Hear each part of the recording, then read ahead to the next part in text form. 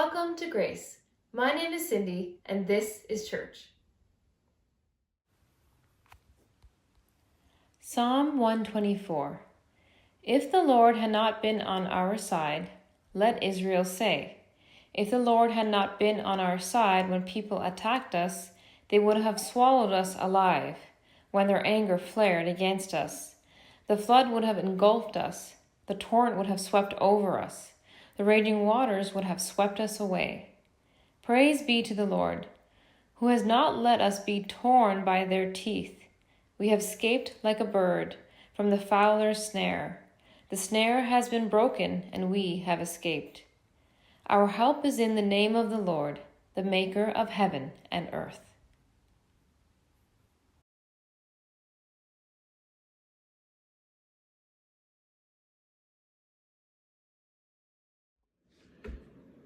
Вітаю! Мене звати Сергій.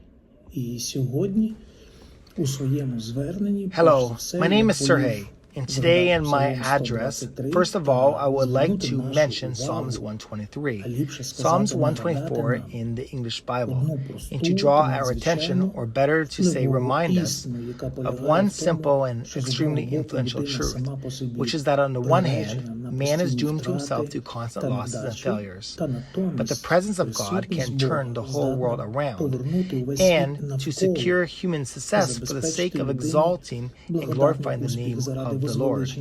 I know this not from the words of someone else, but from the history of my own life, because with the advent of God, harmony and fullness came into my life.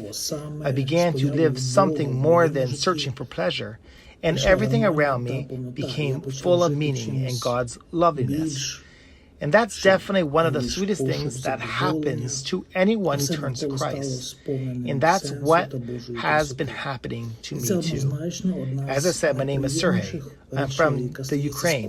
And today my family, my wife Ola, and 3 kids, 2 of them daughters, Christina and Kira, and son Dennis, including me, due to the beginning of the war in our country, we moved to Canada and now we live in Toronto.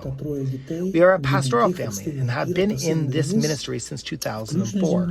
It was in 2004 when I married Ola, when I was 22 years old and she was 18. We started a new ministry in my hometown of Kozietin. Kozietin is a small town in central Ukraine, where our ministry in the Church of the Nazarene began. We organized a local community there, and for 18 years, we had been performing pastoral ministry. During this time, we grew up, gave birth to 3 children, received higher education and ordination in the Church of the Nazarene. In August 2021, we also started serving in the capital of the Ukraine, the city of Kyiv. And unfortunately, 6 months later, all initiatives were suspended due to the beginning of Russia's military invasion of Ukraine. If we recall the path of our formation and further development in ministry, it should be noted that it was an incredibly interesting and pretty difficult life experience. We have repeatedly been able to witness God's presence in our lives, His mercy and care. Perhaps because having begun such a responsible ministry at a fairly young age, we desperately needed to have a close relationship with Christ and to receive instruction from Him regarding both our ministry and our own lives. Therefore, it is through obedience to His voice and submission to His will that we were able to walk that path and fulfill our calling so that His name might be glorified and His church be a light in the place where it was fulfilling its mission.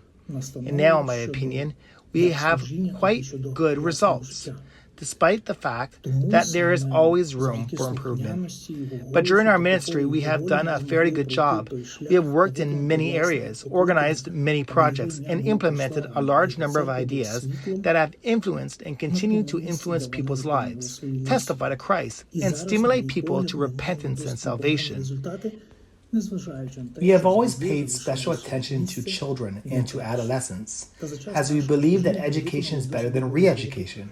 So we work with children in Sunday schools, children's clubs, camps, and over the time, given Ola's vocation to serve children and youth, as well as our passionate perception of education, the Lord allowed the church to organize a kindergarten and an elementary school.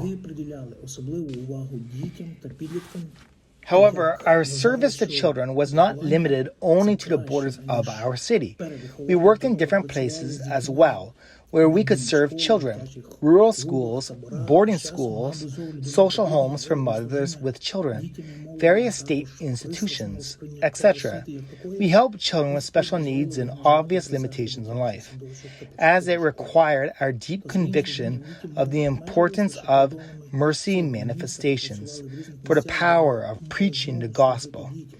Currently, the church kindergarten is functioning and serves children from temporarily displaced families and children with physical disabilities. The church has also started several sports clubs where children can receive professional support and progress in one direction or another. We have also served teenagers and organized teen educational clubs, preventive activities, and placed special emphasis on educating youth through eternal values. In our understanding educational work, especially considering the context of our ministry, held a special place in our hearts. Also, there always has been a rehabilitation center in our local community, where we provided assistance to dependent people. And in this ministry, we were also quite effective. Thanks to this ministry, many lives were changed, a large number of church ministries grew, and many families were born. People who lost meaning in life and were depressed found Christ and restored all that was lost. Thanks to this service, the ministry of the Rehabilitation Center has always held a special place in the church, as its results were extremely expressive and clearly declared about Jesus' intervention in people's lives. Thanks to this ministry, the church gets the opportunity to cooperate with local law enforcement agencies, take care of people in prisons, organize chaplain ministry, and be effective in various social initiatives. Most charity ministry projects are implemented by those people who are involved in the ministry of rehabilitation. Assistance to the elderly, widowers, single people, people with disabilities, etc., is realized mainly by those who understand how it is to feel inferior. Our community has always been socially oriented, so the ministry of mercy in one form or another has been the foundation of all our endeavors. The Lord had always led us where people had special needs, and we were confident in our calling to help those in life difficulties. All of our actions testify to His understanding of mercy for the consequences of sin in this world, and His love for all people, regardless of their status or situation in life. So with the beginning of the war, we continued to serve people actively and respond to today's challenges. We evacuated people from the places of hostilities from the first day of the war. At the same time, delivered everything they need, such as food, water, medicine, clothing, to those areas that suffered the most as a result of the war. The church took in people who were forced, fed those fleeing from the war on the roads, responded to the spiritual, emotional, and material needs of all of them. Currently, the church practices the ministry of mercy every day, helping a large number of people in our city and beyond. Staying active and effective is a tool in God's hands. The church cares for several thousand people every month. Cooperating with several charitable organizations, including the Ministry of Mercy of the Nazarene Church. The local community sincerely and generously provides various assistance to people. Thus, on a regular basis, the church delivers food, medicine, clothing. It helps elderly people with disabilities and single ones with household tasks. Organizes functioning functioning of summer camps inside and outside the city. It is engaged in the development of kids in children's clubs, and despite the hostilities, strive to make children's lives better. The church participates in the purchase of medicines, hygiene products, clothing, and special relevant things delivering to the east and south of Ukraine, where the circumstances of life are very difficult now. Thus, having a vocation from God, our local community continues to fulfill its mission and be evidence of His eternal love for humanity. In despite of distance, we continue to moderate our projects, set up new relationships and connections, support ministry in the Ukraine in all available ways to us. We keep in close touch with the community, work on to create a new team, and believe the church is going through such a difficult and frightening phase of its formation, becomes better, stronger, and more effective. We are confident that God won't abandon His church and gives everything it needs so that it can continue to glorify His name through its ministry. And of course, we are infinitely grateful to God and glad that once He called us to join His body and be part of His eternal plan.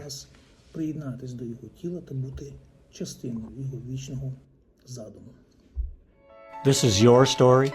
This is your story. This is your story. This is my story. This is my story. This is my story. But most of all, this is the greatest story ever told. This is God's story. This is God's story. This is God's story. I know you're going to enjoy the incredible journey you're about to embark on. The story is brimming over with tales of mystery, intrigue, adventure, of love, heartbreak, and triumph, of power, of struggle, and finally, of redemption. But remember, the Bible is not 100 ancient, unrelated paintings, but a mural all knitted together to tell the story of God's great love for us and the extent to which He will go to get us back. The great thing about this curriculum is that it was designed to encourage everyone in your church to participate, from the congregation to the small group and individual families, to go through the story group experience together. The story will change your life into a reflection of God's plan, God's story. I know you're really going to enjoy and appreciate this wonderful experience as you fully explore how we all fit into the greatest story ever told, God's story. This is God's story. This is God's story. This is God's story.